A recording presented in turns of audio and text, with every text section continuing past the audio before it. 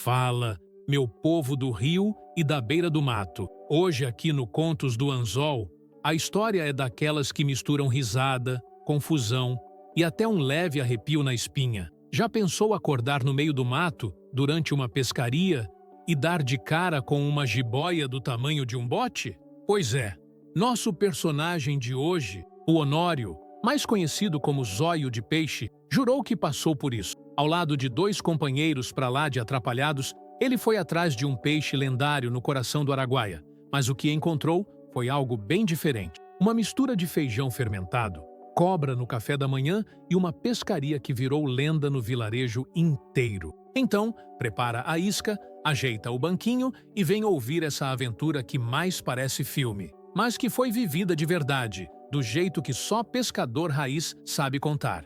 Essa é A Cobra no Café da Manhã, só aqui, no Contos do Anzol. Meu nome é Honório Silveira, mas o povo daqui me conhece como Zóio de Peixe. Dizem que é por causa do brilho no meu olho quando escuto falar em pescaria, e também porque tenho uma mania esquisita de olhar fixo para a água, como se estivesse hipnotizado. Já me pegaram parado assim, quieto, encarando o rio por horas. Dizem que é dom. Eu digo que é fome de aventura. Tenho 62 anos bem passados, 3 netos, uma hérnia de estimação e um joelho que estala mais do que fogueira de lenha seca. Nasci e fui criado em São Félix do Tocantins, bem pertinho do Araguaia, esse rio que é mais velho e mais sábio do que qualquer político metido a esperto. Aqui, pescar não é só lazer, não. É religião, é desculpa para sair de casa, é terapia.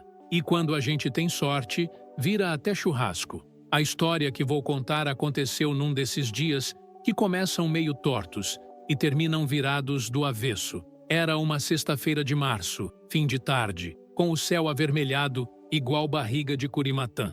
A lua cheia tinha passado 2 dias antes, e todo pescador de verdade sabe que esse é o melhor momento para ir atrás dos grandões. Pirarara, pintado, jaú, tudo que nada pesado e velho no fundo do rio. Eu já estava me coçando fazia uma semana, igual cachorro embaixo de manga carregada. O destino era a Curva do Preguiçoso, um ponto meio escondido do Araguaia, que só se chega com paciência, barco pequeno e fé nos braços. Fica depois de uma sequência de corredeiras rasas, num lugar onde o rio faz uma barriga larga e escura. Tem árvore caída nas margens, galhada na água e cheiro de fruta podre quando o vento vira. Dizem que é ali que mora o peixe sábio, um pintado que já mordeu anzol de padre, de político e até de gringo, mas sempre escapa. Eu, como bom teimoso, queria minha vez de ser o tolo da semana. Meus parceiros nessa jornada foram 2 figuras que mereciam documentário: Zé Lambreta e Toinho Garapa. O Zé é dono do boteco mais torto da cidade, que só abre depois das 11 e fecha quando ele dorme em cima do balcão. Vive prometendo que vai parar de beber, mas toda vez que diz isso, aparece com uma garrafa nova, só para limpar a garganta. Já o Toinho é magricela, daqueles que o vento leva se não tiver pedra no bolso. Trabalha como marceneiro, mas acha que nasceu para a vida selvagem, usa uma faca maior que a perna e vive inventando moda. Na última pescaria, tentou pescar com uma armadilha de bambu feita em casa. Pegou foi uma tartaruga e ainda levou uma mordida. Saímos ainda escuro, o céu com aquele tom de roxo que só o sertão conhece.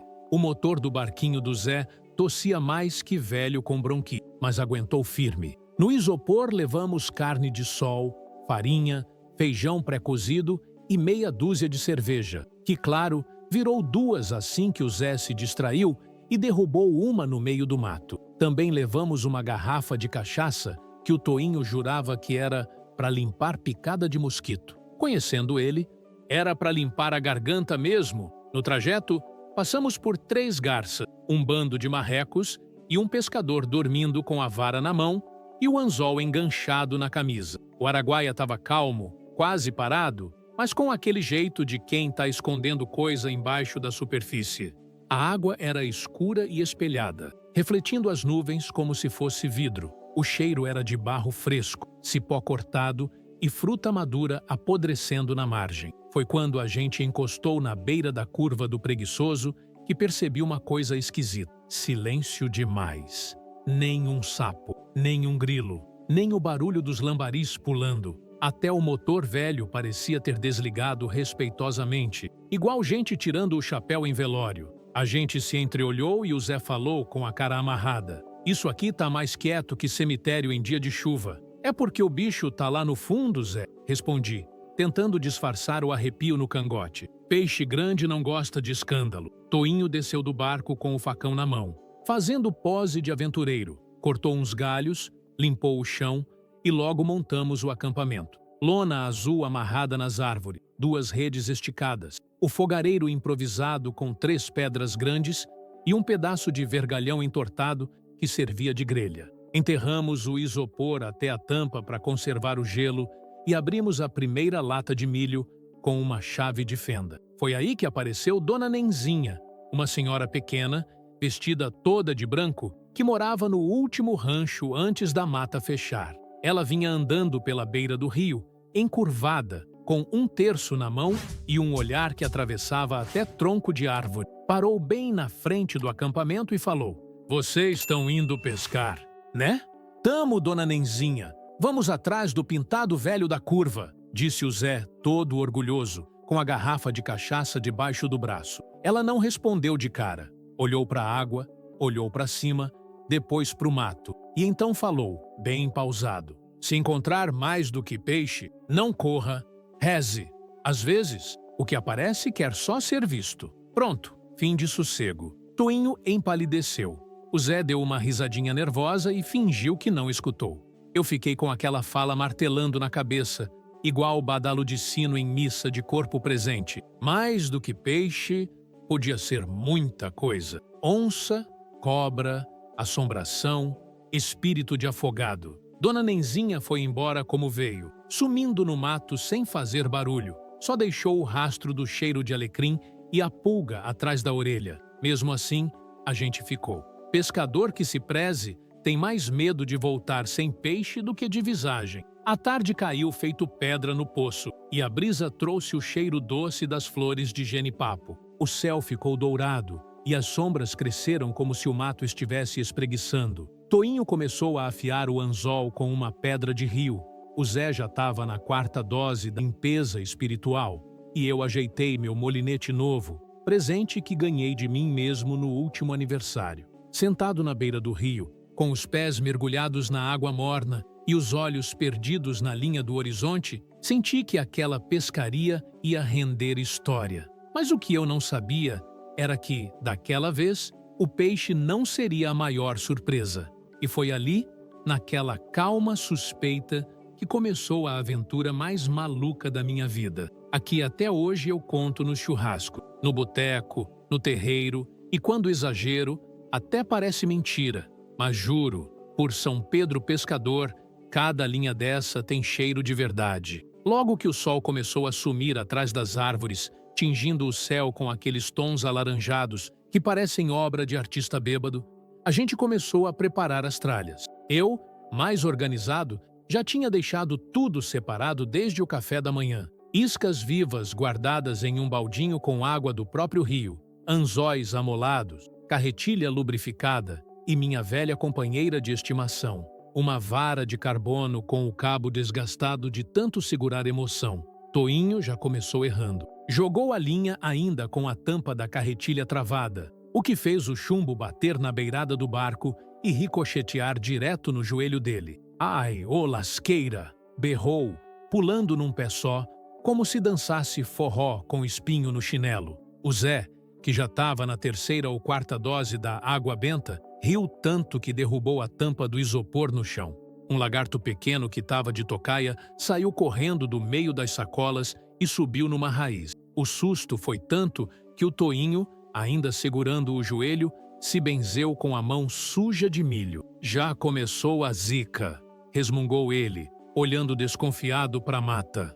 "Isso aí é só o aquecimento", retruquei.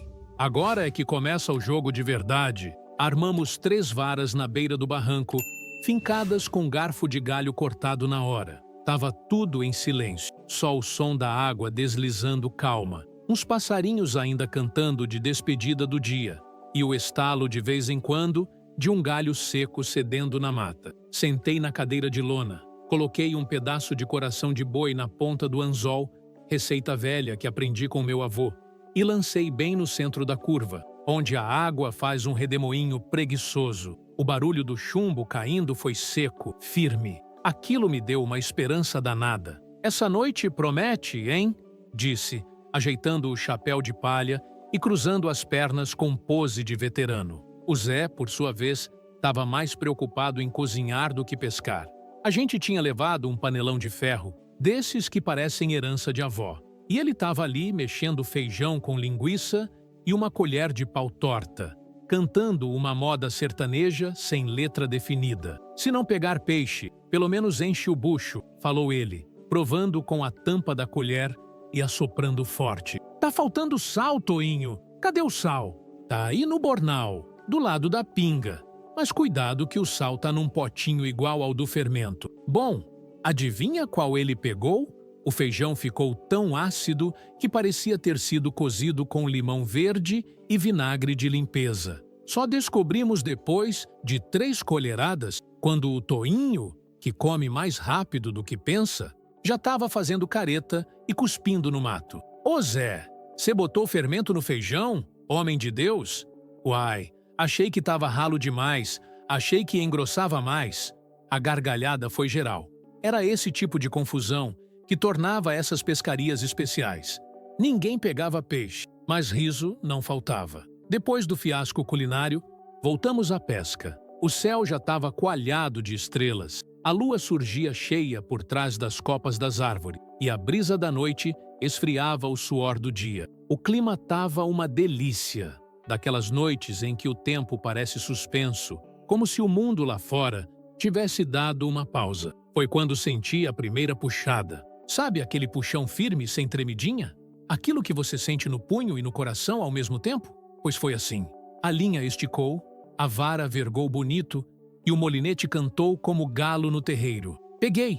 Gritei, de pé num pulo, puxando com calma e destreza. O Zé largou a colher. O Toinho, que estava tentando espantar mosquito com uma toalha, tropeçou na própria bota e caiu sentado na beira do barranco. A luta durou uns bons 2 minutos. O peixe puxava com força, fazia a linha cortar a água, sumia para o fundo. Eu controlava a tensão, soltava, puxava de novo, suor escorrendo na testa, coração no ritmo da briga. Mas quando finalmente puxei para fora d'água, era um tamanduá de borracha. Isso mesmo, algum malandro desconhecido, tinha amarrado um brinquedo velho com peso na barriga e deixado ali, talvez como armadilha de piada, ou só para ver a reação do próximo. Toinho caiu de tanto rir. Zé teve crise de soluço. Tu puxou foi um troféu, zóio? Disse, já engasgado de rir. O pintado era de brinquedo. Rapaz, eu não sabia se ria ou jogava aquilo longe, mas acabei amarrando o peixe de borracha na entrada da barraca como troféu da noite. Apesar disso, continuei firme. Joguei a linha de novo, troquei de isca. Ninguém mais teve nenhuma fisgada a noite inteira. Só um susto com um som de coisa arrastando na mata, que mais parecia casco pesado passando entre folhas. Mas a gente fingiu que não ouviu. O clima estava bom demais para pensar em medo. Comemos pão dormido com sardinha em lata, bebemos um gole da cachaça do Zé e contamos histórias de pescaria antiga, daquelas que sempre crescem 10 centímetros a cada vez que são contadas. Deitamos na rede, ouvindo o som do rio e os estalos das árvores conversando com o vento, até que o silêncio profundo veio, e um por um foi dormindo. Mas mal sabíamos que aquela calmaria era só o ensaio. O que aconteceu na manhã seguinte, ninguém esqueceria, nem mesmo a dona Nenzinha, se escutasse. Porque às vezes, o que vem visitar acampamento de pescador não tem escama nem espinha. Tem escama, mas rasteja. Acordei com o som de alguma coisa arrastando perto do acampamento. Não era o barulho da água do rio, nem o vento batendo nas folhas. Era um som mais pesado, seco, como de graveto sendo esmagado devagar. Meu instinto de pescador veterano chutou minha rede antes do meu corpo. Pulei de pé como se tivesse ouvido o motor do barco dando ré no meu ouvido. O céu ainda estava cinza claro, sinal de que o sol vinha vindo por trás das árvores, mas a neblina baixa escondia tudo. A grama estava molhada e o ar tinha um cheiro de bicho. Não cheiro de peixe, não. Era um cheiro morno, meio acre, que lembrava terra mexida, ovo cru e pano suado. Um cheiro de natureza bruta. Toinho estava deitado de lado, roncando baixinho, com a boca aberta e uma sandália só. O Zé, encolhido na rede, parecia um casulo, enrolado no cobertor, segurando a garrafa de cachaça como se fosse filho pequeno. A fogueira da noite anterior tinha virado só um punhado de carvão úmido. Fiquei quieto, sem mexer nenhum músculo, só ouvindo. O som de arrasto veio de novo, mais lento, como se algo grande e comprido estivesse deslizando na beirada do mato, entre os galhos secos. O tipo de som que faz o coração acelerar no peito, mas a mente implorar silêncio. Dei 3 passos lentos em direção ao som, pisando de leve, com a vara de pescar na mão como se fosse lança. Foi quando vi a cena. Lá estava ela, uma cobra. Não uma dessas jararacas pequenas que assustam e vão embora. Não. Aquilo era uma jiboia enorme, enrolada numa raiz grossa, com os olhos abertos e frios, observando o acampamento. Ela devia ter uns 3 metros, fácil. O corpo era grosso como meu braço, coberto de manchas escuras, e a língua saía de vez em quando, bifurcada, cheirando o ar. Por um segundo, não me mexi, nem respirei. Ela também não. Ficamos nós dois ali, medindo um ao outro, feito 2 pistoleiros em duelo ao amanhecer. E aí, o Zé acordou. Fez questão de levantar ruidoso, espreguiçando e gritando. Ô dia bonito! Parece que hoje o pintado vem no anzol. A jiboia virou o pescoço em direção a ele, com um movimento lento e silencioso. Eu fiz um gesto desesperado com a mão, tentando mandar ele calar a boca. Mas já era tarde. Zé pisou com força no chão e falou alto. Eita, que eu tô com fome! Bora fazer aquele café com pão! E então ele viu, congelou no lugar. Literalmente paralisou, com a boca aberta e a xícara na mão. A xícara, inclusive, caiu no chão e fez um estalo seco que pareceu um trovão. Toinho, que ainda estava deitado, abriu os olhos com um olho só e murmurou. Uai, que foi? Cobra! Zé berrou. Foi aí que a confusão começou. Toinho se levantou num pulo, tropeçou na rede, caiu em cima do isopor. O isopor virou. O gelo espalhou. As latas rolaram. A sardinha voou. Eu tentava manter a calma, mas com os dois gritando e tropeçando, até eu perdi a compostura. Para, Romy! Fica quieto! Berrei. Ela só tá olhando. Mas parecia que eu estava falando com 2 porcos espinhos no cio. Toinho começou a correr em círculo. Zé pegou a garrafa de cachaça, como se fosse arma. A jiboia, coitada, provavelmente só queria o calor da clareira. Mas com aquele barulho todo, começou a se desenrolar devagar, com aquele movimento de quem está decidindo se fica ou vai embora. Foi nesse momento que o Toinho resolveu ser herói. Armado com a tampa do isopor na mão, avançou com coragem de doido. Sai daqui, serpente dos infernos! Toinho, não faz isso! Gritei. Ele deu um passo e escorregou no gelo derretido. Voou igual personagem de desenho. Caiu de costa, soltou um grito agudo e acertou a cobra com a tampa do isopor. Não foi um golpe. Foi mais como um tapinha involuntário. A jiboia se assustou, chiou e disparou para dentro do mato, sumindo entre os arbustos num estalo de folhas secas. Silêncio. Por 3 segundos, ninguém se mexeu. O Zé caiu sentado. O Toinho ficou estatelado com os olhos arregalados. E eu, com a vara na mão, finalmente respirei. Toinho, você tá vivo? Acho que quebrei meu orgulho. Zé começou a rir. Eu tentei segurar, mas logo estávamos os 3 rindo igual trio de doido. A adrenalina passando dava uma tremedeira boa nas pernas. E o cheiro do mato agora tinha se misturado com o cheiro de sardinha e gelo. Sentamos todos ali, meio sem graça, e abrimos uma lata de feijão frio. O Zé ainda estava com a mão tremendo. Isso foi um aviso, disse ele, sério, encarando o mato. Essa cobra aí é enviada da dona Nenzinha. Ela disse, vocês vão ver coisa que não é peixe. E aí, toma. Toinho, que é supersticioso feito beata de romaria, ficou branco. Será que é mau agouro? Será que a gente devia voltar? Que voltar o quê? Retruquei, firme. Foi só uma cobra, e ela já foi.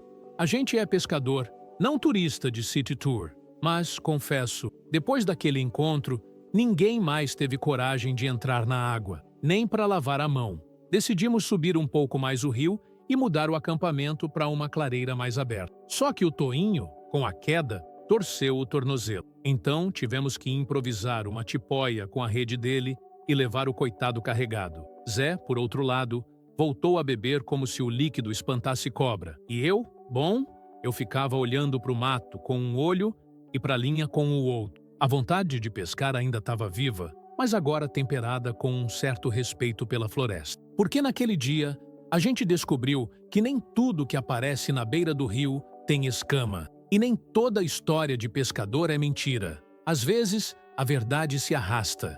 Depois do episódio da cobra, a pescaria virou quase uma excursão de idosos em trilha de aventura. Toinho ficou mancando, o tornozelo meio inchado e a autoestima mais ainda. O Zé entrou num estado de reflexão filosófica, daqueles que só a cachaça proporciona, dizendo que a cobra era um mensageiro do equilíbrio da natureza e que a gente devia pedir desculpa para a mata. E eu, que sempre fui o mais centrado, tentava manter o ânimo da tropa, ainda sonhando em fisgar um pintado decente antes do fim da viagem. A mudança de acampamento foi um espetáculo à parte. Imagina 3 homens com mais boa vontade do que coordenação motora, tentando arrastar isopor, redes, panelas, varas, mochila e ainda carregar o Toinho, que não queria ser carregado, mas também não queria ficar para trás. Me deixa aqui, Honório. Se eu morrer, vocês contam que eu fui valente, dizia ele, escorado numa vara que mais parecia bengala de vovó. Vai morrer nada. No máximo vai virar história de pescador, respondi, segurando ele pelo ombro, enquanto o Zé ria e derramava cachaça no caminho, dizendo que era para benzer a trilha. Caminhamos uns 300 metros rio acima, até achar um lugar mais aberto, com menos mato em volta e uma praiazinha de areia batida. Montamos tudo de novo, com menos capricho e mais desconfiança. A rede do Toinho virou tipóia de descanso. A fogueira ficou menor e a vontade de explorar foi reduzida a 0. Mas, incrivelmente, aquela mudança virou o ponto alto da pescaria, porque ali, naquele ponto esquecido por Deus e pelos mapas de GPS, o peixe resolveu bater. Logo que lancei a linha, senti aquela tremedeira gostosa na ponta da vara. Um puxão rápido, firme, como quem diz, tô aqui, doido para virar lenda. Segurei firme, respirei fundo e comecei a puxar, milímetro por milímetro, com a calma de quem sabe que peixe bom se briga com paciência e reza. O molinete assoviava, a vara envergava e eu suava. O Zé e o Toinho esqueceram das dores e correram ou mancaram para assistir. Era um momento sagrado, os olhos dos 3 brilhando como menino vendo o presente de Natal. Depois de 5 minutos de briga intensa, puxei o bicho para fora. Um surubim lindo, grande, forte, com as manchas ainda vivas de tão fresco. Estimamos uns 8 quilos. Não era o lendário pintado da curva, mas já valia mais que todas as outras tentativas frustradas do ano. Honório, você tá doido? Esse aí vale churrasco e história no rádio, gritou o Zé, batendo palmas e quase tropeçando num toco. Esse peixe aqui tem nome, declarei triunfante. Vou chamar de revanche. Toinho, mesmo dolorido, ainda teve forças para dizer: agora sim valeu a viagem. Se a cobra volta, a gente mostra o peixe e ela vai embora com inveja. O clima melhorou, o medo virou riso. A jiboia passou a ser piada. Assamos o peixe ali mesmo, num fogo reavivado com galhos secos, temperado só com sal e limão que o Zé achou no fundo da mochila, quase virado em líquido. Foi uma refeição de rei. Cada garfada tinha gosto de vitória. E até o feijão fermentado da noite anterior parecia menos trágico quando misturado com carne de peixe fresco. No meio da comilança, apareceu uma canoa rio abaixo, um barquinho azul com um motorzinho fraquinho, conduzido por um senhor magro, de camisa aberta, chapéu de palha amassado e um sorriso torto. Era o seu Firmino, morador da última curva antes da corredeira, conhecido por saber de tudo o que acontece no rio, do nascimento dos peixes ao falecimento das canoas. Uai, zóio de peixe! Acampado por aqui? Soube que tu levou um susto lá embaixo. A notícia já tinha corrido. Jiboia gigante, disse o Zé. Quase abraçou nós três de uma vez. E o toinho caiu no gelo, acrescentei. E botamos fermento no feijão, emendou o próprio toinho, rindo. Seu Firmino riu alto, como quem já viu tudo. Parou a canoa e ficou ali com a gente, provando um pedaço do surubim e contando que aquela cobra costumava passar por ali mesmo, que já tinha sido vista por outros pescadores e que era inofensiva, desde que não mexesse muito com ela. Ela só gosta de esquentar o lombo na beira do rio, igual nós, disse, com sabedoria simples. O céu começou a mudar de cor de novo, anunciando o entardecer. O vento virou, trazendo cheiro de chuva distante. Era hora de pensar no retorno. Arrumamos as tralhas, enterramos o carvão da fogueira, recolhemos o lixo e colocamos o peixe que sobrou no isopor com o restinho de gelo. Toinho já andava um pouco melhor. O Zé, com mais cuidado, prometeu que na próxima traria sal no saquinho certo. Na volta, o motorzinho do barco do Zé quase não pegou. Teve que rezar para o carburador, dar 3 pancadinhas carinhosas e uma cuspida de lado. Mas pegou. A gente foi rindo, navegando devagar, com o rio espelhando as últimas cores do dia. Enquanto isso, o Zé não parava de repetir. Quando a dona Nenzinha falar alguma coisa, a gente escuta. Escuta e acende vela, disse o Toinho rindo. Ou pelo menos deixa o isopor fechado, completei, com um sorriso cansado. Chegamos na vila já noite fechada, com cheiro de peixe na camisa, marca de rede no rosto e um brilho nos olhos de quem tem história nova para contar. O povo se juntou para saber da aventura. Cada um quis ouvir uma parte. A história da cobra, do tamanduá de borracha, do peixe com nome, do feijão fermentado, da perna machucada. E cada vez que contávamos, os detalhes aumentavam. O susto virava quase morte. A cobra ganhava mais 1 metro e o peixe mais 2 quilos. Daqui a pouco vocês estão dizendo que a jiboia assou o peixe para vocês? Brincou um moleque. Se tivesse ficado mais 5 minutos, ela fazia isso mesmo, respondeu o Zé sério. A noite terminou no boteco, como toda boa pescaria, com cachaça, risada e a promessa de que na próxima a gente ia levar vela, sal e um guia espiritual. Mas no fundo, todo mundo sabia. Pescaria que não tem susto, queda e confusão.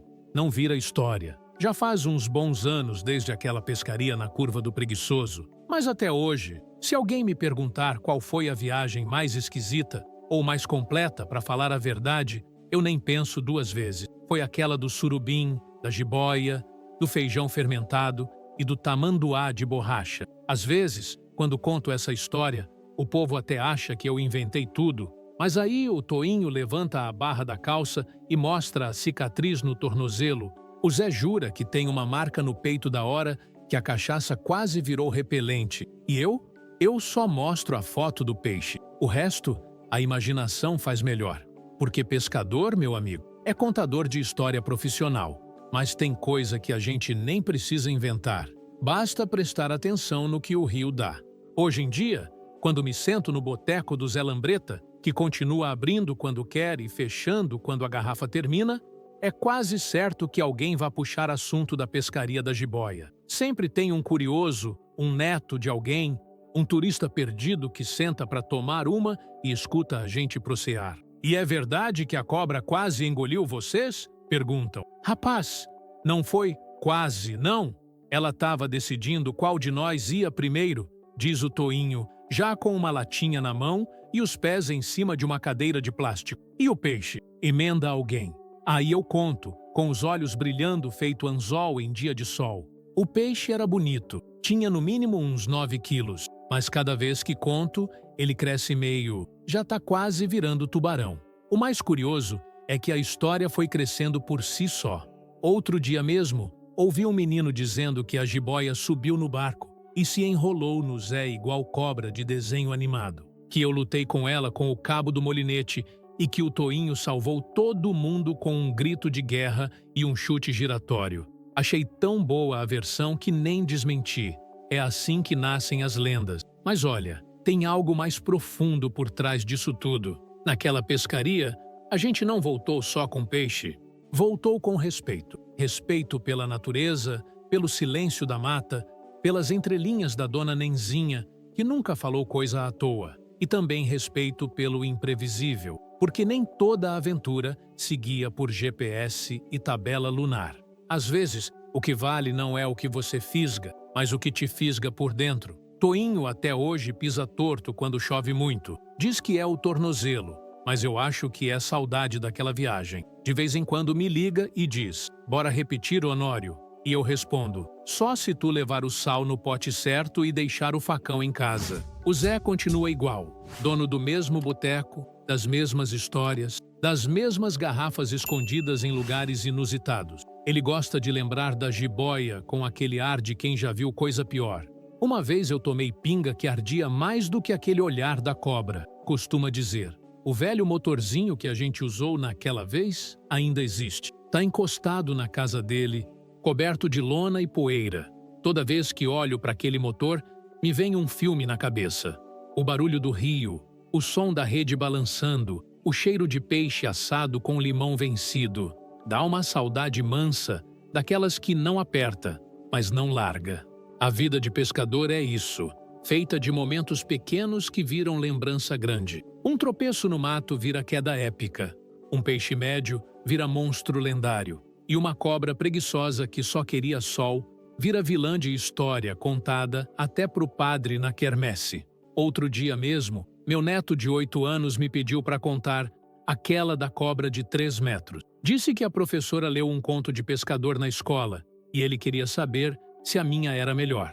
Peguei ele no colo, ajeitei o chapéu na cabeça e falei: "Melhor não sei, mas essa aqui é de verdade." E contei tudo, com direito a vozes, imitações, suspiros, caretas. Ele ouvia de olhos arregalados, com as mãos nos joelhos, como se eu estivesse revelando o segredo do universo.